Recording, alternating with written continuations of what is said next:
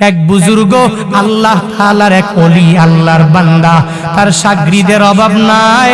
একদিন এক শাগরিদ ওই পীরের কাছে দৌড়া যায় আর যায় বলে, হে পীর বুজুর্গ আমার, আমি জানি আপনি আল্লাহর পক্ষ থেকে বড় প্রিয়, আল্লাহর বড় দামি বান্দা আপনি। ইসমে আজমের বড় গুণটা আপনি অন্তরের মধ্যে নিয়ে নিয়ে চলেন। আমাকে একটু দেওয়া যায় কিনা একটু আমায় বলে দেন। এই ঘটনা কেন বলি একটু পরেই বান্দা বুঝতে পারবেন। ওই বুজুর্গ মুরিদের জানায়া দেয়, হে মুরিদ আমার, সবাই ইসমে আজম নিয়ে নিয়ে চলতে পারবে না, কারণ সব বান্দাগুলো ইসমে আজম পাওয়ার পরে সব বিলীন হতে পারবে না। একবার নিষেধ করে দিল, আবার মুরিদ পীরের জিগায় বারবার যখন পিরাপিরি করা আরম্ভ করে দিল, একটা পর্যায়ে যাইয়া তখন ওই বুজুর্গ তার শাগরিদের জানায়া দেয়, তুই যদি ইসমে আজম চাও তো একটা কাজ তোমার করা লাগবে। বলে কি কাজ করা লাগবে? বলে যাও ওই রাস্তার পাশে গিয়া তুমি দাঁড়ায়া থাকো, সারাদিন ওই রাস্তায় তুমি দাঁড়ায়া থাকবা, আর ওই রাস্তার মাঝে মাঝে বিশেষ বিশেষ কোন কোন ঘটনা হয়ে যায় ওই ঘটনাগুলো দিন শেষে আমার সামনে বর্ণনা করবা। সে দৌড়ায় চলে গেল, ওই রাস্তার মধ্যে দাঁড়ায়া সারাটা দিন বান্দা ওয়েটিং এ থাকে, অপেক্ষমান বান্দা থাকে। একের পর এক এই শাগরেদটা রাস্তার মধ্যে দাঁড়ায়া দাঁড়ায়া সব ঘটনাগুলো বান্দা অবলোকন করা আরম্ভ করে দেয়। একটা পর্যায়ে যাইয়া এই লোকটা যখন দিন শেষ হয়ে যায়, রাতের বেলা বুজুর্গের কাছে দৌড়া যায়। এবার বুজুর্গ জিগায়, হে শাগরিদ আমার, তুই যে আমার কাছ থেকে ইসমে আজম চাইলা, ওই রাস্তার মধ্যে আমি তোরে দাঁড়াইবার জন্য আদেশ দিয়া দিলাম, তুই আমায় একটু বলো না ওই রাস্তার মধ্যে তুই কি পেয়ে গেলা, বিশেষ বিশেষ ঘটনাগুলো তুই আমারে জানায়া দাও। বলে, হে বুজুর্গ আমার, ওই রাস্তায় আমি দাঁড়ায়া দেখলাম সকালবেলা এক আল্লাহর বান্দা বৃদ্ধ দৌড়াইয়া জঙ্গলের মধ্যে চলে গেল জীবিকা নির্বাহের জন্য। যখন জঙ্গলে যায়, যাইয়া সব কাষ্ঠগুলো সংগ্রহ করিয়া একটা ভ্যানের মধ্যে চড়াইয়া সে বাজারের মধ্যে রওনা হয়ে যাবে। বাজারে গিয়া বিক্রি করে জীবিকা নির্বাহ করবে, তার ফ্যামিলিটারে এই কাঠগুলো বিক্রি করিয়া তার উপর চালাবে। সে যখন কাঠগুলো সংগ্রহ করে ওই জঙ্গল থেকে যখনই বের হয়ে গেল, আসার পরে আমি তাকায়া দেখি রাস্তার কিনারার মধ্যে দাঁড়াইয়া এক টকবগে যুবক ওই বৃদ্ধের উপরে নির্যাতন করা আরম্ভ করে দিল, ওই বৃদ্ধের উপরে জুলুম করা আরম্ভ করে দিল। একটা পর্যায়ে ওই বৃদ্ধরে মারিয়া ধরিয়া তার সব কাঠগুলো সবগুলো হরণ করিয়া করিয়া নিয়ে গেল। ওই বৃদ্ধ ওই জায়গায় দাঁড়াইয়া তার কাঠের জন্য চোখের পানি ফালাইয়া কান্না করে। এবার বুজুর্গ বলে, ওই সময় তোমার মনের মধ্যে কি চাইছিল জানায়া দাও। ওই সময় বুজুর্গরে জানায়া দেয়, হে আমার পীর, আমার ওই সময় কি মন চাইছিল জানেননি? যদি ইসমে আজমের বড় মালিক আমি হয়ে যেতাম, ওই যুবকের ব্যাপারে এমন বড় বদদুয়া আমি তার ব্যাপারে করে দিতাম, বদদুয়া করিয়া যুবকটাকে জমিন থেকে উড়াইয়া দিতাম, আর ওই বৃদ্ধরের গন্তব্যস্থানের মধ্যে পৌঁছাইয়া দিতাম। ইসমে আজমের মাধ্যমে আমি ওই জায়গায় দাঁড়াইয়া এটা আমি প্রয়োগ করতাম। ওই সময় বুজুর্গ তার ওই শাগরেদের জানায়া দেয়, শুনে নাও, ইসমে আজম এমন বড় দামি এক সম্পদের নাম যেটা আল্লাহ কাউকে দেয়, কোনো বান্দারে দেয় না। আমারে দিয়েছি কারণ আমার ভিতরে ধৈর্যের অভাব নাই, আমাকে দিয়েছি আমার ভিতরে হিম্মতের অভাব নাই, আমারে দিয়েছে আমার ভিতরে শক্তির অভাব নাই, আমার শক্তি বড় মজবুত আর আমি হিম্মত নিয়ে চলাফেরা করি, এজন্য আল্লাহ আমারে দিয়ে দিল, তোমারে দেয় নাই। জোর করে বান্দা তুমি নিতে পারবা না। রমাদানের রোজার ব্যাপারে ঠিক একই রকম, যেই বান্দা অন্তরের মধ্যে একটু হিম্মত তুমি করতে পারবা, রোজা রাখলে কোনো অসুবিধা নাই। আমার আরেকটা ভাই যদি রোজা রাখতে পারে, আমি কেন পারবো পারবো না। সে যদি 30টা রোজা রাখার পরে গ্যাস্ট্রিকের যদি কোনো প্রবলেম না হয়ে যায়, আলসারের কোনো প্রবলেম যদি না হয়ে যায়, তাহলে আমার কেন হয়ে যাবে? অসুবিধা নাই, সে রাখতে পারলে আমি কেন পারবো না? এই হিম্মত নিয়ে আগায় যাও, তাহলে রমজানের রোজা রাখা তোমার কাছে অটোমেটিক সহজ হয়ে যাবে। কি লাগবে? হিম্মত। কি করা লাগবে? যে সে পারলে আমি কেন পারবো না? বলে না, সে পারলে আমি কেন পারবো না? এজন্য তো মদিনাওয়ালা নবী এবার জানায়া দিলেন, তুই রমজানের জন্য ওয়েটিং এ থাকো, অপেক্ষা করে নাও। আর রমজানের রোজা রাখার জন্য ভেতরে ভেতরে অন্তরের মধ্যে এই জিনিসগুলো ঢুকাও। বলে আমার হিম্মত আছে, আমার শক্তি আছে, আমি এই শক্তি নিয়ে রমজানের রোজাগুলো রাখতে পারবো। এমনকি ওই রমজান আসার আগে আগে বান্দা এই শাবানে তুমি এক এক এক করে গণনা করে নাও, রমজান কবে আসবে এই গণনা করার জন্য আদেশ দিয়েছে নবী আমার। মদিনাওয়ালা নবী বলেন, আহসু হিলালা শাবান লি রমাদান। মদিনাওয়ালা নবী বলেন, গণনা করো আহসু হিলালা শাবান লি রমাদান। যখন শাবানের চাঁদ তুমি দেখে বেলা, তখন দেখার পরে শাবান কয়দিন চলে গেল, এবার রমজান আসতে কয়দিন বাকি রইল। মানে হলো আজকে শাবানের কয় তারিখ, আবার রমাদান কয় তারিখে হয়ে যাবে। এক এক এক করিয়া তুমি রমজানের ব্যাপারে গণনা করে নাও, এক এক এক করিয়া রমজান কবে আসবে এই চিন্তা অন্তরের মধ্যে নিয়ে বান্দা তুমি আগায় যাও। তাহলেই দেখবা রমজানের রোজা রাখার জন্য তোমার আমার হিম্মত হয়ে যাবে। কিন্তু তুমি যদি গ্যাস্ট্রিকের ভয় করো, আলসারের ভয় করো, তাহলে একটা বুকার খাতার মধ্যে নামটা উঠাইলা। হে বান্দারা, রমাদানের রোজা তো শুধু তোমার উপরে ফরজ করা হয় নাই, আগের পূর্ববর্তী যারা এদের উপরেও বান্দা রোজা ফরজ করে দেওয়া হলো। তুমি শুধু অন্তরের মধ্যে ঈমানটাকে মজবুত করিয়া হিম্মত করে করে করে করে বান্দা তুমি আগায় যাও। আল্লাহ তো এজন্যই বলেন, ইয়া আইয়ুহাল্লাযীনা আমানু কুতিবা আলাইকুমুস সিয়াম কামা কুতিবা আলাল্লাযীনা মিন ক্বাবলিকুম। আল্লাহ তাআলা বলেন, ঈমানওয়ালাদেরকে সম্বোধন করে জানায়া দেয়, হে ঈমানওয়ালারা, রমজানের রোজা যখন তোর সামনে চলে আসবে তুই ভয় পাবি না, ওই রোজা রাখার জন্য তুই পাগল হয়ে যাও। কারণ ওই রোজা তো তোর উপরে ফরজ করা হলো এমনটা নয়, বরং তোর পূর্ববর্তী গণদের উপরে রোজা ফরজ করে দেওয়া হয়েছে। আমরা শুধু রোজা রাখছি, সাহাবায়ে কেরাম রাখে নাই। রাখছে না? আমরা শুধু রাখি, তাবিঈনরা রাখে নাই, এমনটা না। আমরা শুধু রাখি, তাবিঈনরা রাখে, এমনটা না। আমরা শুধু রাখি, আইম্মায়ে মুস্তাহিদিনরা রাখে নাই, এমনটা না। তো আমরা শুধু রাখি, আগের জামানার উম্মতেরা রাখে নাই, এমনটা নয়। আল্লাহ বলেন, তোর চিন্তা তুই বাদ দিয়া দাও, তোর ফিকির তুই অন্তর থেকে সরায়া দাও। ওই চিন্তা বাদ দাও, আমি পারবো না পারবো না পারবো না, এই চিন্তা যদি বাদ দিয়া আগায়া যাও। কুতিবা আলাইকুমুস সিয়াম বলে রোজা তো আমার উপরে ফরজ করে দেওয়া হলো, তো অটোমেটিক তো আল্লাহর ফরজ বিধান আমার মানা লাগবে। আর কেন আমি মানবো? বলে আল্লাহ তো আমার রব, তার আদেশগুলো মানলেই জান্নাতে আমি যেতে পারবো। এই চিন্তা নিয়ে যদি আগাও, আর কামা কুতিবা আলাল্লাযীনা মিন ক্বাবলিকুম, এই চিন্তা যদি রাখো, বলে আমি শুধু রোজা রাখি, ব্যাপারটা এমন না।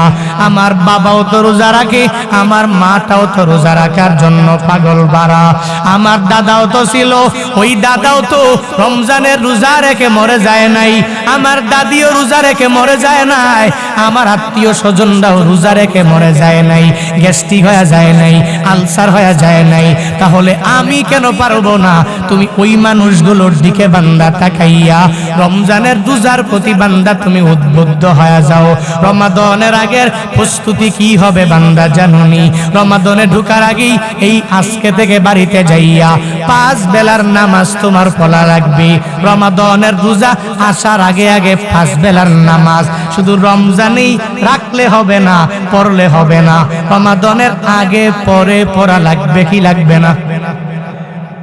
কিন্তু হুজুর বলছে রমাদানের সওয়াব বেশি, এখন শুধু রমজানেই পড়বো, রমজানের আগেও খবর নাই, পরেও খবর নাই, তাহলে হবে? কথা বলেন।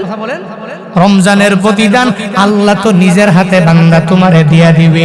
কোন কোন বান্দারে দিয়া দিবে? যেই বান্দাগুলো রমাদানের আগেও বান্দা নামাজ বাদ দেয় নাই, রমাদানের পরেও বান্দা নামাজ বাদ দেয় না, ওই বান্দা রমাদানের আগেও আল্লাহর আদেশগুলো মানিয়া মানিয়া চলে, রমাদানের পরেও আল্লাহর আদেশ নিষেধগুলো মানিয়া বিরত থাকিয়া থাকিয়া বান্দা চলাফেরা করে।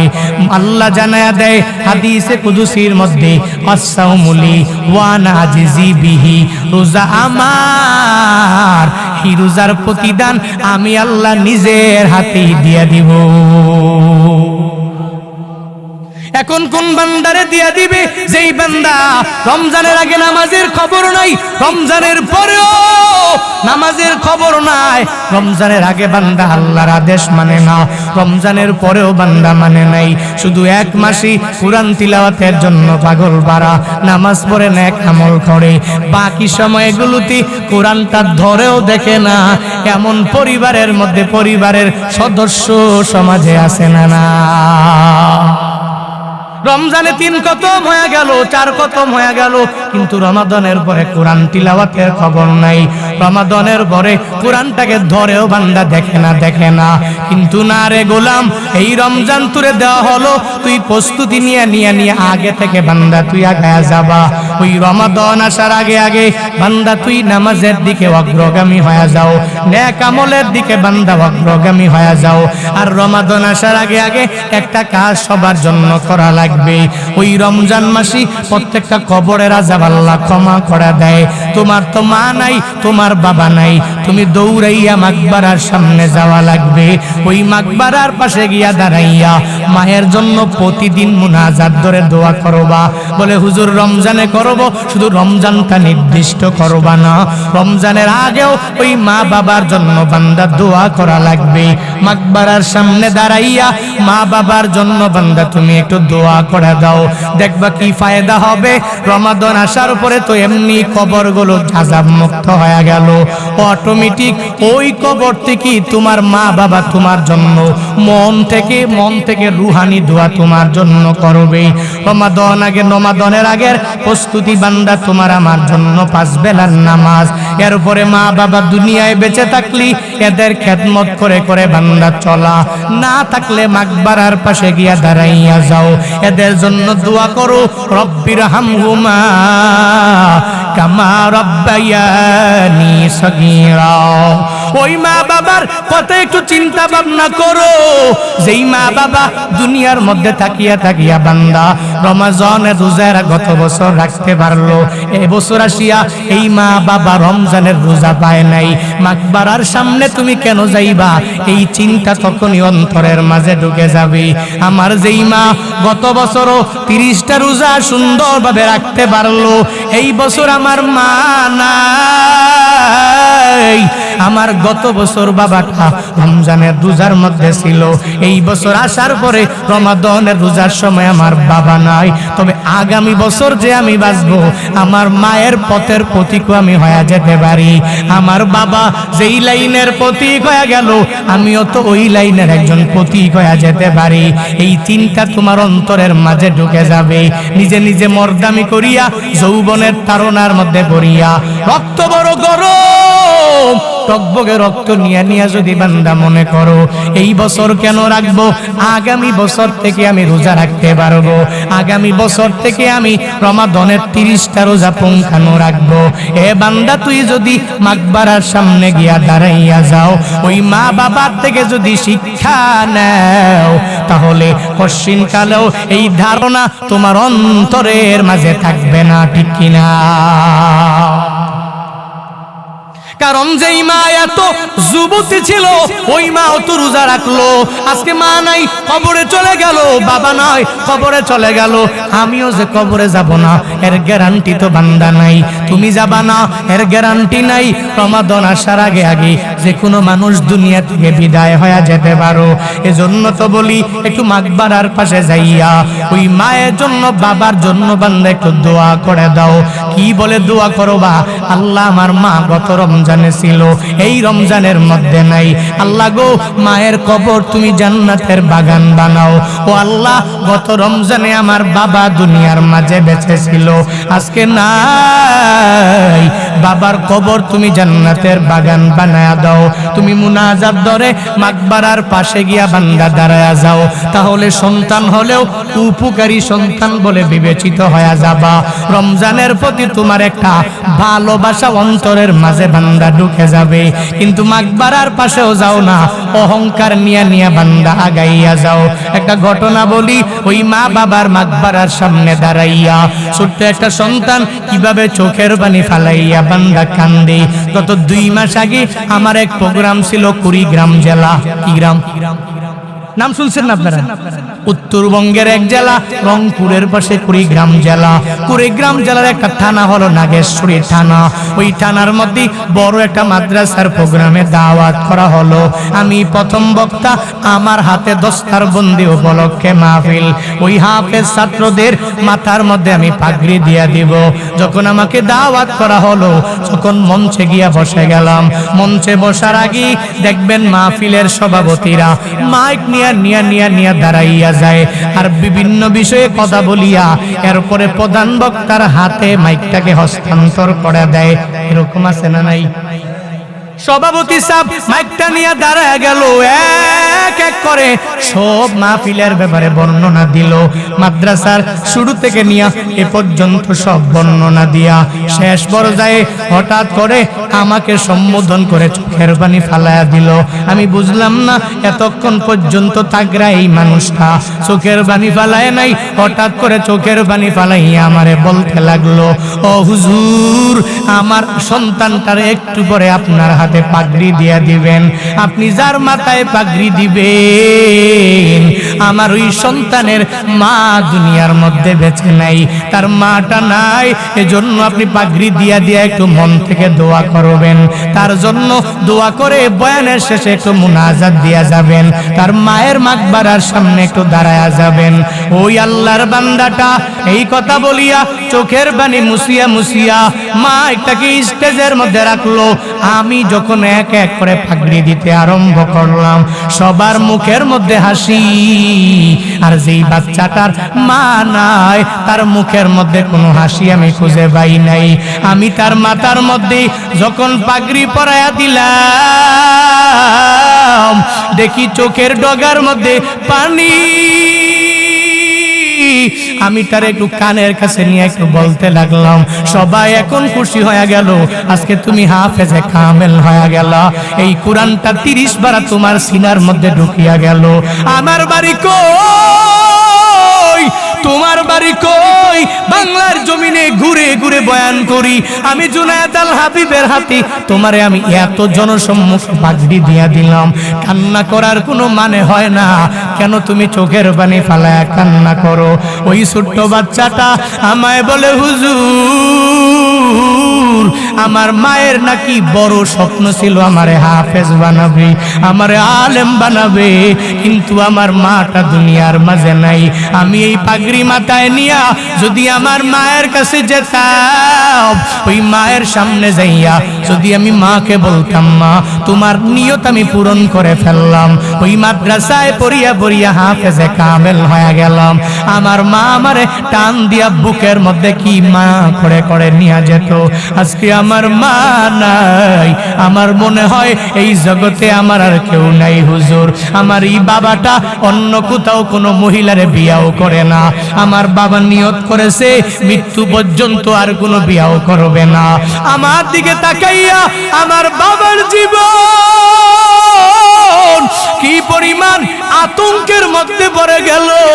এই বাবাটা বিয়া করলে পারে কিন্তু করে না, আমার দিকে তাকাইয়া হাফেজ বানাবে, আলেম বানাবে। কেন হুজুর জানেননি? আমার বাবা আমার জন্য বড় পাগল, আমার মাটাও আমার জন্য ছিল বড় পাগল।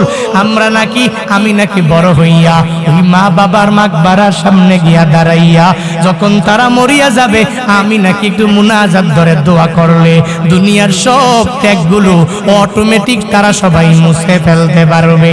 এই কথা বলার পরে উপস্থিত জনতারা অনেকে চোখের পানি ফালাইয়া কান্না করে। বয়ান শেষ হয়ে গেল, মুনাজাত দিয়ে এবার আমি রওনা হয়ে গেলাম। আমি বললাম, হে ছোট্ট সন্তান, তুই আমার সাথে আয়। তার বাবারের সঙ্গে লিয়া ওই মায়ের মাকবারার সামনে গিয়া দাঁড়ায়া গেলাম। সূরা ফাতিহা পড়লাম, ইখলাস পড়লাম, তাকাসসুর পড়ে নিলাম, দুরুদে ইব্রাহিম পড়িয়া আমি বললাম, আজকে আমি মুনাজাত দিব না। হে ছেলে, তোর মায়ের জন্য তুই আজকে মুনাজাত দিয়া দিবি। আজকে তুই হাফেজে কামেল হয়েছো, আল্লাহ তোরে বড় দামি বানায়া দিয়েছি। মায়ের জন্য তুই দোয়া করবি, অন্য কেউ দোয়া করা লাগবে না। ছোট্ট বাচ্চাটারে বলতে দেরি, সাথে সাথে দুই হাত রবের দরবারে উত্তোলন করে করে সব মানুষগুলোরে লইয়া একটা মা বলে চিৎকার দেয়। হাফেজে কামেল ছোট্ট বাচ্চাটা রবের দরবারে বলে, রব্বির হামহুমা কামা রব্বায়ানি সগীরা। ও আল্লাহ, আমার মা, আমি হাফেজ হয়ে গেলাম, আমার মা আমারে দেখতে পারে নাই। ওই মা কবরের মধ্যে শায়িত আছে। আজকে হুজুরদের নিয়া এত বড় মানুষগুলোরে নিয়া আমার আসাতিজায়ে কেরাম নিয়া আমার মায়ের মাকবারার সামনে আমি দাঁড়ায়া গেলাম। আমার দুয়ার বদৌলতে কি আমার মায়ের কবর জান্নাতের বাগান বানায়া দেওয়া যায় না? মুনাজাত ধরে সন্তান মায়ের জন্য কি পরিমাণ দোয়া করে। মনটা বড় হয়ে গেল। তোমারে কি জন্য বললাম জানোনি? এই জায়গায় ঘটনা কি জন্য আনলাম জানোনি রে বান্দা? ওই মা বাবারা তোমাকে তো আলেম বানাইতে পারে নাই, হাফেজ বানাইতে পারে নাই, আওয়াম হয়ে আসো, কিন্তু হুজুরদের বয়ান শুনিয়া কিছু আমল তো অন্তরের মধ্যে ঢুকাইতে পারলা।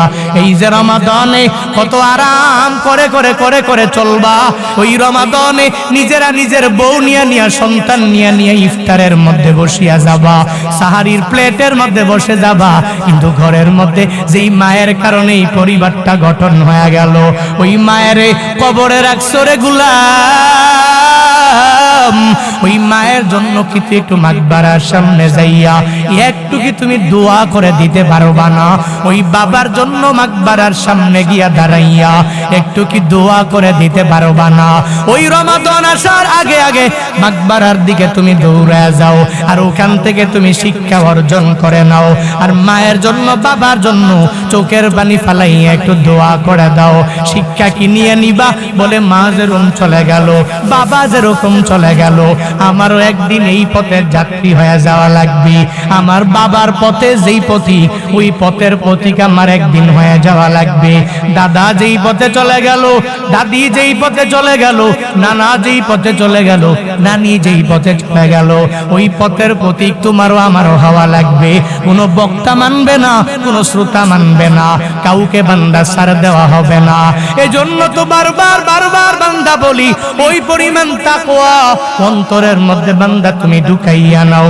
একটু হিম্মতটা ভিতরের মধ্যে বান্দা তুমি ঢুকাও। তুমি পারবে, আমি পারি না, পারবো না, এই কথা তুমি কেন বলবা? চেষ্টা করে নাও। রমাদানের রোজা রাখা তোমার জন্য এমনিতেই সম্ভব হয়ে যাবে। আমি পারলে তুমি কেন পারবা না? জুনায়েদ আল হাবিব যদি 8 বছর থেকে 30টা রোজা যদি আমি রাখতে পারি, আজও পর্যন্ত একটা রোজাও আমি মিস দেই নাই। ছোটবেলায় দেখতাম মামারা নানারা সবাই মিলিয়া বলতো, তুই অনেক ছোট, রোজা রাখা লাগবে না, বাদ দাও, রোজাগুলো ভাঙ্গিয়া ফেলো। এরপরেও রোজার প্রতি কি একটা মজা লাগিয়া গেল। ওই সময় বললেই ঘরের মধ্যে 3 নাম্বার ছেলে আমি, মানে লাস্ট নাম্বার সন্তানই আমি। সবাই আমার থেকে বড়, তারা সবাই যদি রোজা রাখে, আমি যদি রোজা না রাখি মনটা বড় খারাপ হয়ে যাবে। তারা ইফতার করবে, আমি করতে পারবো না। তারা সাহারির সময় জেগে খানা খাবে না কেন? দিনের বেলা তারা সবাই খাবে না, আমি কেন খানার পেটে বসে যাব? ওই সময় থেকে এই চিন্তা নিয়া আজও পর্যন্ত রে বান্দা একটা রমজানের রোজাও বান্দা বাদ দেই নাই। কই অনেক পরিমাণ গ্যাস্ট্রিকের মধ্যে পড়িয়া আমি কি মরিয়া গেলাম বান্দা, এমনটা না। আলসারের মতো রোগ হইয়া আমি কি মরিয়া গেলাম, এমনটা নয়। অনেক বড় লসের মধ্যে আমি পড়ে গেলাম, এমনটা নয়। ওই দোকানপাটগুলোকে বন্ধ রাখিয়া রাখিয়া, রেস্টুরেন্টগুলোকে বন্ধ রাখিয়া রমাদানে 30টা রোজা কোন কোন বান্দা রাখতে পারবা? দুইটা হাত তুইলা মালিকের দেখায়া দাও। আল্লাহ তৌফিক দান করুন। আরো জোরে কোন না আমিন। আল্লাহ সবাইরে 30টা রোজা রাখার মতো অ্যাবিলিটি দিও, ব্যবস্থা করে দিও। আল্লাহ হায়াতে তুমি বরকত বাড়ায়া দিও। ইয়া আইয়ুহাল্লাযীনা আমানু কুতিবা আলাইকুমুস সিয়াম কামা কুতিবা আলাল্লাযীনা মিন ক্বাবলিকুম লাআল্লাকুম তাত্তাকুন।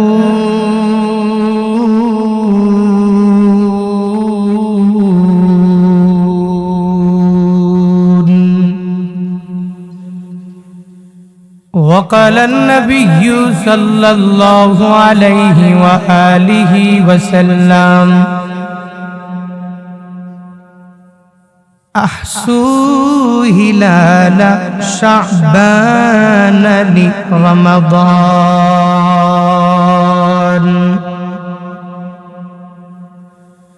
أو كما قال النبي عليه الصلاة والسلام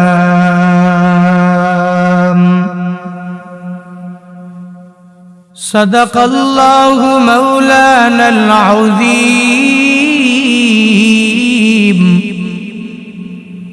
وصدق رسوله النبي الكريم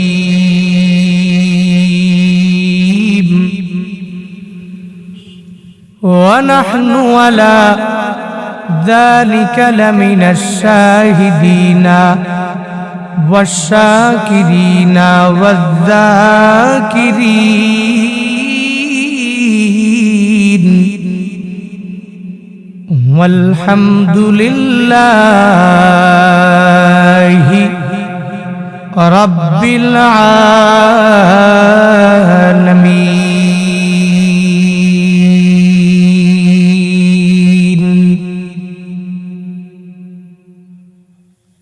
سبحانك لا علم لنا إلا ما علمتنا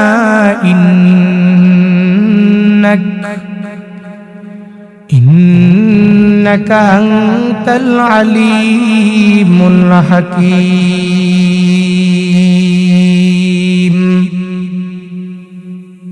رب اشرح لي صدري ويسر لي أمري واحلل عقدة من لساني يفقه قولي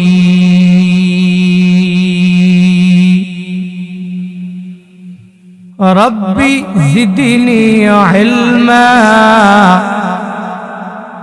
ربي زدني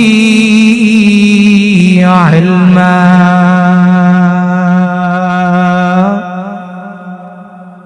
ربي زدني علما ربي يسر ولا تعسر وتمم علينا بالخير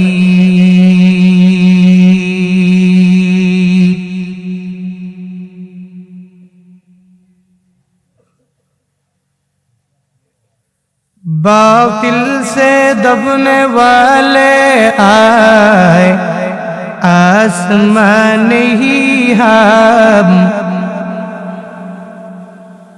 बातिल से दबने वाले आए आसमान ही हम सो बार कर चुका है तो इम्तिहान हमारा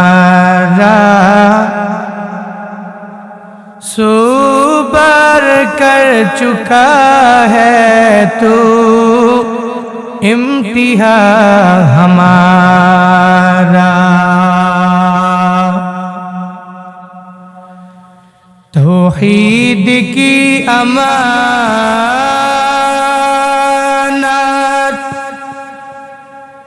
सीनों में है हमारे, आसान ही मिटाना नामो निशा हमारा, आसान ही मिटाना नामो निशा हमारा। मोहम्मद ने आकर कुफर को मिटाया,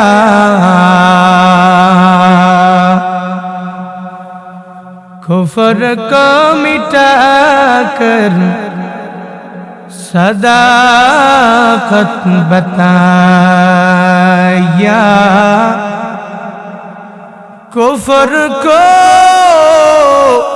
मिटाकर सदाकत बताया। শুরুতেই দোয়া করি এখনো যারা বিয়ে করে নাই, অবিবাহিত আনমেরিড, আল্লাহ প্রত্যেককে একটা ভালো চরিত্রবান বউ দান করুন। এটা বললে সবাই হাসে এবং জোরে আমিন করে নাকি? এতে যে কি মজা, কি যে এক আনন্দ। বুড়া বুঝে না, জুয়ান বুঝে না, রোগী বুঝে না, সুস্থ ব্যক্তি বুঝে না, যে কোনো ব্যক্তির সামনে উপস্থাপন করলে একটু হাসি বের হবেই। এখানে পীর বলেন আর মুরিদ বলেন, বক্তা বলেন আর শ্রোতা বলেন। আমি দোয়া কেন করলাম জানেন? কারণ আমাদের চলার পথে আমাদের দোয়া লাগে, দোয়া লাগবে। আমরা যে আমাদের ভবিষ্যতে চলার পথে ভালো চলতে পারবো এর গ্যারান্টি কি আছে? কপালটা কি ভালো না খারাপ এই ব্যাপারে কোনো ধারণা আছে? দুনিয়ার কোনো ডক্টর বলতে পারবে? কোনো পীর বলতে পারবে? কোনো গণক বলতে পারবে? কেউ তো বলতে পারবে না। জানে কে? আহা বলে না, জানে কে? জুনায়েদ আল হাবিবের মতো আনমেরিড যারা সামনে বিয়ে করবে, এদের কপালে বউটা কি ভালো হয় না দাজ্জাল মার্কা হয়? ভালো হইলে তো ভালো, খারাপ হইলে তো পুরা গরম অবস্থা। যত বড় পীর হও, যত বড় বুজুর্গ হও, যত বড় টাকাওয়ালা হও, যত বড় ধনী হও, নেতা হও, যে ঘর ঠিক থাকে তো দুনিয়ার সব ঠিক। আর ঘর যদি ঠিক না থাকে তাহলে এটা 14ই ফেব্রুয়ারি আর 12ই ফেব্রুয়ারি আর কত ভালোবাসা দিবস টিবস মানে না। তার জন্য বছরের 365 দিনই 15ই আগস্ট মানে সুকাহত দিবস, ঠিক কিনা? যদিও আমার এই লাইনে অভিজ্ঞতা নাই, এরপরে আপনাদের তো ভালো অভিজ্ঞতা আছে, এই বিষয়ে আপনারা ভালো জানেন। এজন্য এই সমস্ত ব্যক্তিগুলো যাদের কপালে ভালো না মন্দ জানা নাই, আমি জানি না, আপনারা জানেন না, কেউ জানে না, বলতে পারবে না। এখন যদি কপালে খারাপই হয় এটাকে পরিবর্তন করব কিভাবে? বলে লা ইয়ারুদ্দু তাকদীর ইল্লা দুআ। নবী শিক্ষা দিয়েছেন দোয়া ছাড়া তোমার তাকদীরটা পরিবর্তন হবে না। তুমি বেশি বেশি দোয়া করো, দোয়ার মাধ্যমেই পরিবর্তন হবে। এজন্যই আমাদের চলার পথে লাগে দোয়া। কি লাগে? কারণ দোয়ার মাধ্যমেই ভাগ্যটাকে পরিবর্তন করা যাবে। যদি খারাপ হয় এই খারাপ ভাগ্যটাকে পরিবর্তন করে দিয়ে এই ভাগ্যকে আমাদের পক্ষে সুপ্রসন্ন করবেন একজন, তিনি কে? জোরে বলেন। যেন শুরুতেই আমি বক্তার জন্য, শ্রোতাদের জন্য, আমার নিজের জন্য, সবার জন্য দোয়া। বয়ানে ঢোকার শুরুতেই আল্লাহ সবাইকে দুনিয়াতে কল্যাণকামী করুন এবং আখিরাতে আল্লাহ প্রত্যেককে জান্নাতের অধিপতি বানায় দেখ। সকলে পড়ি আমিন। দুনিয়ার কোন মানুষের প্রশংসা করা যায়, তবে আল্লাহর মতো না। তো দুনিয়ার মানুষের প্রশংসা তো কিছুক্ষণ করলাম, কিছুক্ষণ করি নাই।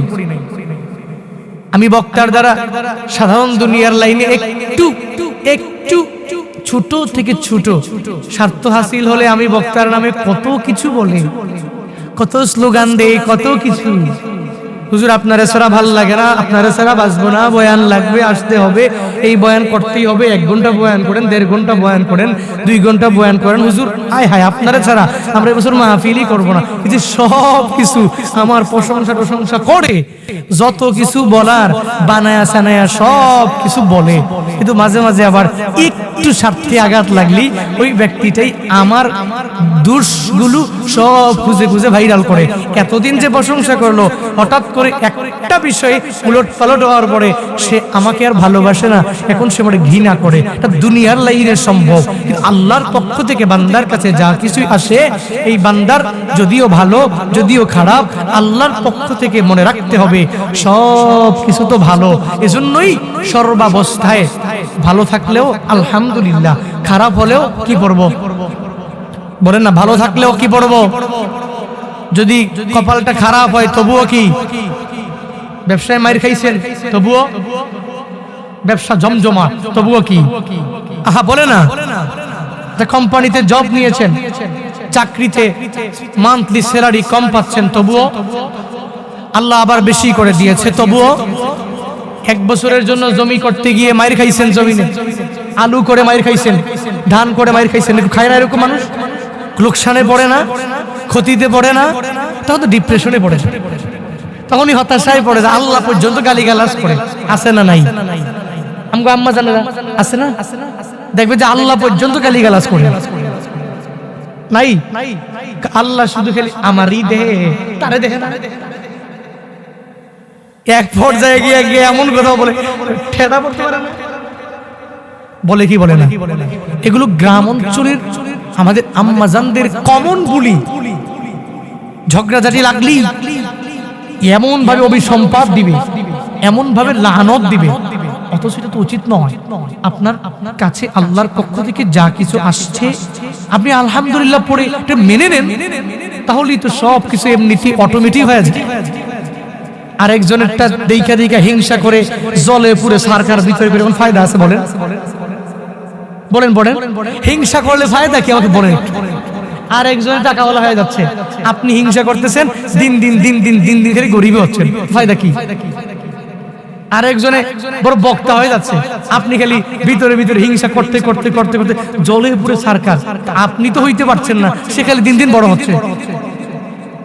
হ্যাঁ ঠিক তদ্রুপ ভাবে আরেকজনে বড় এক নেতা, আপনি পিছন থেকে বসে বসে খালি গুতাগুতি তারে নিয়ে দোষ দোষ দোষ দোষ, সে দিন দিন দিন দিন বড় নেতা হচ্ছে, অনেকগুলো মানুষকে লিড দিচ্ছে, কিন্তু আপনি দিন দিন দিন দিন খালি তলে যাচ্ছেন, নিচে যাচ্ছেন, নিচে নেমে যাচ্ছেন। বিষয়টা কেমন না? হিংসা করলে আপনি আগুনে পুড়ে জলে সারখার হয়ে নিজের লাইফটাকে ধ্বংস করবেন, আর যাকে নিয়ে হিংসা করছেন আল্লাহ তাকে দিন দিন দিন দিন বড় বানায় দিবেন।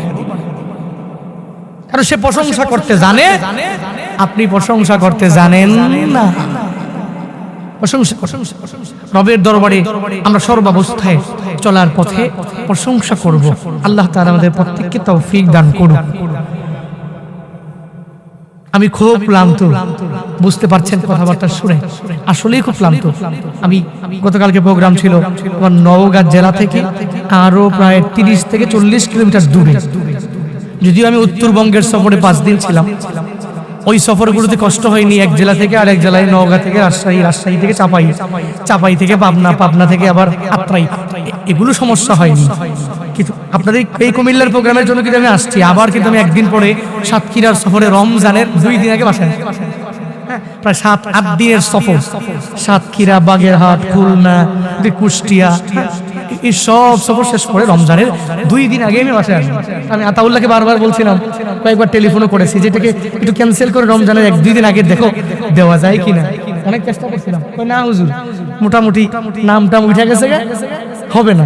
এই জন্য এই প্রোগ্রামের জন্যই মূলত আসা, আর আইসাই তো জান কুরবান। জুমার মাত্র 1 ঘন্টা আগে আমি বাসায় আসছি, ঘুমাইতে পারিনি। এই জন্য যতক্ষণ বলবো আপনারা কি রাগ করবেন নাকি? হ্যাঁ, আপনারা কুমিল্লার লোক, আমিও কুমিল্লার লোক নাকি? আমরা একটু মুশওয়ারা পরামর্শ করে কিভাবে জান্নাতে যাওয়া যায়, নাকি জান্নাতের পথের পথিক কিভাবে সবাই মিলে হওয়া যায়। এক জেলায় থাকলে হবে না, একসাথে জান্নাতে থাকা লাগবে। বলি ইনশাআল্লাহ, বলেন না ইনশাআল্লাহ। আমরা এক জেলায় যেভাবে থাকি, আল্লাহ একসাথে এভাবে জান্নাতে থাকার মতো তৌফিক দিক, আমল করার মতো আল্লাহ তাআলা ব্যবস্থা করে দিক। সকলে বলি আমিন। চলতেছে কি মাস আরবিতে? আহা বলে না কি মাস? এরপরে কি? ভালো লাগে না? মনে আনন্দ বইছে না? মনটা প্রফুল্ল না? উৎফুল্ল উৎফুল্ল একটা ভাবনা, কি ভালো লাগে। লাইলাতুল নিসফি মিন শাবানের রাতের বেলা বাইতুল মুকাররমের দৃশ্য দেখে মনটা তো বড় হয়ে গেছে। আমি যদিও বগুড়া শহরে অনেক মিস করেছি, এত মানুষ, কি ফ্লেভার। রমাদান আসছে, উই আর ওয়েটিং ফর রমাদান। সবাই মিলে লাইলাতুল নিসফি মিন শাবানের পরে রমাদানের জন্য ওয়েট করছি। এখন রমাদান আসার আগে আমাদের কিছু প্রস্তুতি নেওয়া লাগবে। কি নেওয়া লাগবে? রমাদান সম্পর্কে জানতে হবে, প্রস্তুতি নেওয়া লাগবে। আমরা তো হুটহাট করে প্রস্তুতি নিই, হুটহাট করে প্রস্তুতি নিই, কিন্তু ব্যাপারটা কিন্তু কেমন নয়।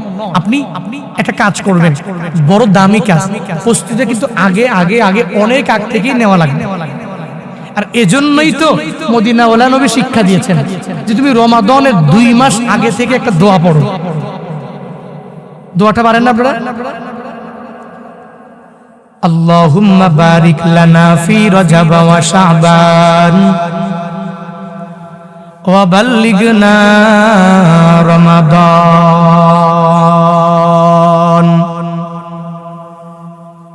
রমজান মাসের আসার 2 মাস আগে থেকেই তোমরা সবাই পড়ে নাও, ও দয়ার মালিক বারিক লানা ফি রজব ওয়া শাবান, রজব শাবানে বরকত দাও। হায়াত দিয়া দিয়া দিয়া রমজানের প্রস্তুতি পূর্ণাঙ্গ ভাবে পালন করিয়া প্রস্তুতিগুলো নিয়ে রমজান পর্যন্ত আমাদের পৌঁছায়া দাও। কি বড় দামি দোয়া! রমজানের 2 মাস আগে থেকে মায়ার নবী সবাইকে শিক্ষা দিয়া দিলেন। রমজানের ব্যাপারে প্রস্তুতি নেওয়ার জন্য মদিনাওয়ালা নবী জানায়া দিলেন 2 মাস আগে থেকে তুই দোয়া পড়ে নাও। কিন্তু আমরা কি করি? এই শাবান মাসের মধ্যে প্রস্তুতি নিতে পারি নাই। রমাদানের ব্যাপারে একটুও চিন্তা ভাবনা আমরা করতে পারি নাই। কিন্তু রমাদানের ব্যাপারে প্রস্তুতি নেওয়ার জন্য মদিনাওয়ালা নবী 2 মাস আগে থেকে আদেশ দিয়া দিলেন, রজব শাবানের মধ্যে রমাদান মাসের জন্য তোমরা প্রস্তুতি নিয়ে নাও। কেমনে নিবা? বলে প্রস্তুতিগুলো এভাবে নেওয়া লাগবে। এক এক এক করে রমাদানের জন্য তোমার ওয়েটিং এর মধ্যে থাকা লাগবে। তুমি কেন থাকবা না? কারণ রমাদান মাসটা তো মুসলমানদের জন্য একটা আমল করার জন্য একটা সিজন, একটা মাস। ওই মাসের মধ্যে যে একটা ছোট্ট একটা নফলটা ফরজের সমতুল্য হয়ে যায়, আর একটা ফরজ 70টা ফরজের সমতুল্য হয়ে যায়। মদিনাওয়ালা নবী বলেন ইখলাসের মান যদি আর উন্নত হয়ে যায় তাহলে 70 গুণটা 700 গুণ পরিমাণ হয়ে যায়। ওই রমাদানে এত ফজিলতপূর্ণ মুসলমানদের জন্য আমল করার সিজন। অল্প সময়ে অনেক বড় প্রতিদান বান্দাগুলো পেয়ে যাবে। অল্প আমলের মাধ্যমে অনেকগুলো আমলের প্রতিদান বান্দা পেয়ে যাবে। এজন্যই তো ওই মাসের জন্য বান্দা তোমার প্রস্তুতি নেওয়া লাগবে। আমরা তো আগামী বছর একটা ব্যবসা করব, বিজনেস করব, আমি একটা বড় দালান করব, বিল্ডিং দিয়ে দিব।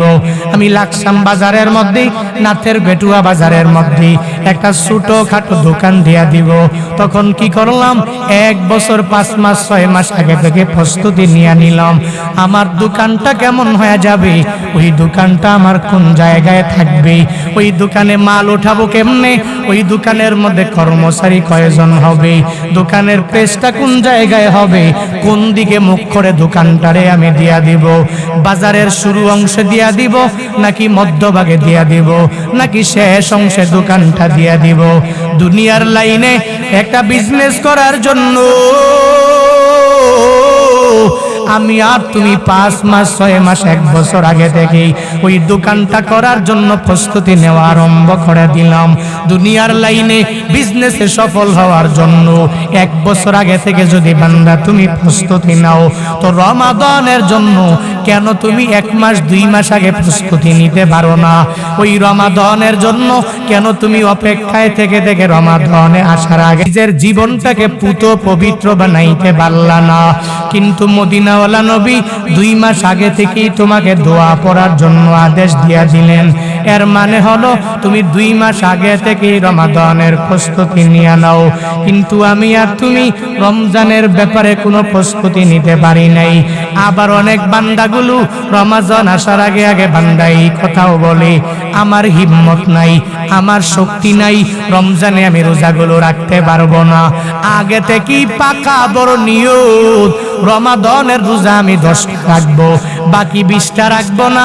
এই পরিমাণ নিয়ত নিয়ে এখনো অনেক যুবকেরা ঘুরে সমাজে আসে না। এই বান্দা রমাদানের 30টা রোজা রাখবে না, এই চিন্তা নিয়া বান্দা আগায়া যায়। মনে মনে চিন্তা ভাবনা করে 2টা রাখলে রাখবো, প্রথম 5 দিন 6 দিনে বড় একটা ফ্লেভার হয়ে যাবে, এরপরে 5 দিন পরে আর ভালো লাগবে না, নিজের মতো করে রাখবো। আবার সবে কদরের সময়ে 2টা রোজা রাখবো, এভাবে ঈদের আগে 2-3টা, আগে রাখবো 5টা, মোট মিলাইয়া আমি 10টা রোজা সুন্দরভাবে রেখে নিব। এই চিন্তা নিয়ে কত বান্দা আগায়া যায়। কেন অনেকে এই ভয়টা অন্তরের মধ্যে ঢুকায়। এত বড় দিন, এত সূর্যের তাপ সহ্য করার মতো ক্ষমতা তো আমার মাঝে নাই। এই গরমের মধ্যে এই পুরাটা দিন না খাইয়া আমি থাকতে পারবো না। এই গরমের মধ্যে সারাটা দিন আমি তৃষ্ণার অভাবে মরিয়া যাইতে পারি। এই ভয়ের মধ্যে পরে পরে কত মানুষেরা এত বছর হয়ে গেল এখনো পর্যন্ত 30টা রোজা রাখে না।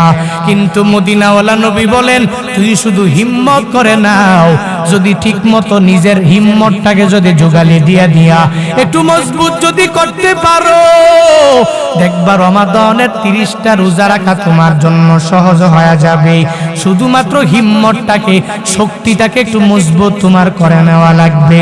কারণ হলো আল হিম্মাতু হিয়াল ইসমুল আজম, বলে হিম্মত হলো ইসমে আজমের একটা নাম। ইসমে আজম কি? বলে ইসমে আজম হলো এমন একটা জিনিস, যে ইসমে আজম যেই বান্দা পাওয়া যাবে, ওই বান্দাটা যখনই রবের দরবারে মুনাজাত ধরবে, রবের দরবারে বান্দা দোয়া করবে, ওই ইসমে আজমের মালিক অধিপতি যেই বান্দাটা হয়ে যাবে, আল্লাহর কাছে দোয়া করতে দেরি হয়ে যাবে, আল্লাহ বান্দার দোয়া কবুল করতে দেরি করবে না। या इलाही तो मेरा माबूद है, या इलाही तो मेरा माशूक है, या इलाही मी को नदशम सो कमाओ, या इलाही मी को नद शजरों हजार, या इलाही मी को नद अर्दो समा, या इलाही मी को नद जाऊं हवा। যেই বান্দা হিম্মত করবে, ওই হিম্মত হয়ে যাবে ইসমে আজম। বলে ইসমে আজম কোনটা বান্দা জানুনি? ইসমে আজম হলো দোয়া করতে দেরি হয়ে গেল, রবের দরবারে কবুল হতে দেরি নাই। এত বড় ইসমে আজমটা তোমার মাঝে চলে আসবে কিসের মাধ্যমে? বলে হিম্মতের মাধ্যমে। শুধু মনের মধ্যে তাকওয়ার লেভেলটা বান্দা তুমি ঢুকে নাও। দুনিয়ার কোনো কাজ করতে বান্দা তোমার কষ্ট হবে না। দুনিয়ার কোনো আমল করতে গেলে তুমি পেরেশানির মধ্যে বান্দা পড়ে যাবা না। ইসমে আজম কি পরিমাণ দামি সম্পদ বান্দা জানুনি? ওই সম্পদটা হিম্মতের মাধ্যমে জোগাড় হয়ে যায়। হে আল্লাহর বান্দারা, ওই হিম্মতটা ইসমে আজম হিম্মতের মাধ্যমে জোগাড় হয়, তবে সব বান্দা হিম্মতের মাধ্যমে ইসমে আজম পায় না। এর মানে হলো ইসমে আজম যদি সব বান্দা পাওয়া যায়, সব বান্দা যদি আল্লাহ ওয়ালা হয়ে যায়, তাহলে যে কোনো সময় আরেকটা মানুষের বদদুয়া দিয়ে দিবে, আর বদদুয়া দিলে ওই বান্দাটা ধ্বংস হয়ে যাবে।